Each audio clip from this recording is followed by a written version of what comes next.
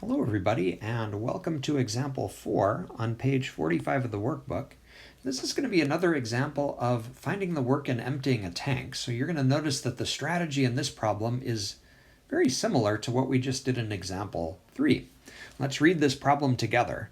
So we've got a rectangular aquarium having a length of 3 meters, a width of 1 meter, and a height of 2 meters. And this time it's filled to the top with water that has a density of 1,000 kilograms per cubic meter.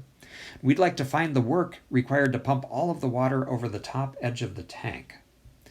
Okay, well, we're going to think of this problem the same way that we did example 3, and that is that we're going to have a pump that's sort of sitting on the top of the water, and as it pumps water out of the tank, it's going to sink so that it's always floating on the top edge of the water.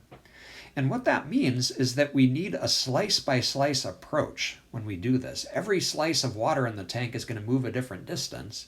And so we're going to focus on one slice at a time and think about how much work it would take just to move that slice to the top. Okay, so let's clear a little clutter away here.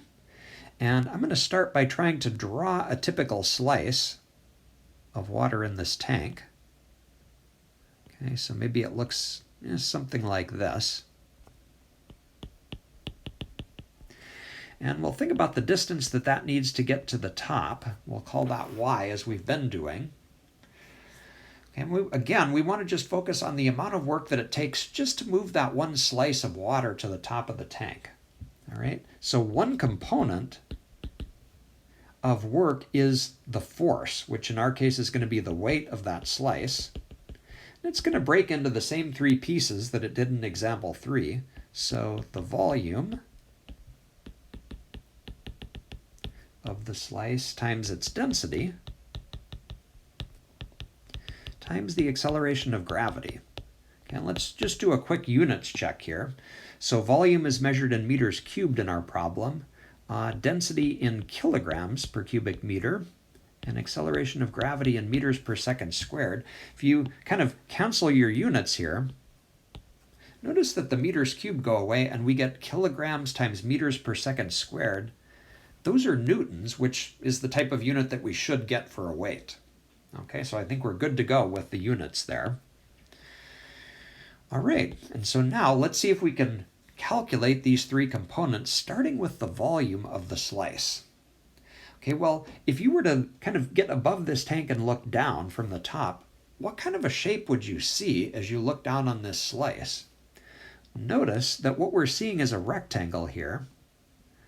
Okay, and one side of the rectangle is this length of 1, and the other side is this length of 3. Okay, so we'll start by taking 1 times 3. That's the area of the rectangle from the top.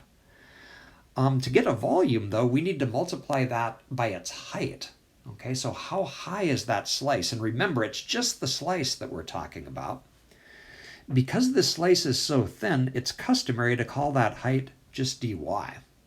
Okay, so 1 times 3 times dy, that's the length times the width times the height. That should give us the volume of just that slice. Okay, and then we move on to the density, and in the problem they tell us that that's 1,000 kilograms per cubic meter, and acceleration of gravity, we've seen that before, is 9.8. Okay.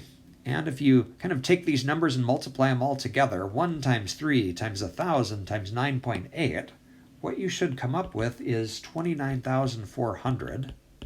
Okay, and then there's a dy there. And our units, as we mentioned above, should be newtons. Okay, there's the weight, not of the liquid in the entire tank, but just of this one slice. Okay, so my question to you now, and you've heard me ask this a lot, what is the other component to work besides the weight? Okay, well, weight is force, so what's missing is distance. We're also worried about how far that slice travels. Okay, and in our picture, we can see that that distance, looking up at the top, is just y meters. Okay. So to get the total work then, to empty this entire tank, we'll start by writing down the work that it would take just to move that slice. That's going to be the weight of the slice times the distance that it travels. And then we'll add up the work of all of the slices by integrating. So 29,400 y dy. And then what we need are limits of integration.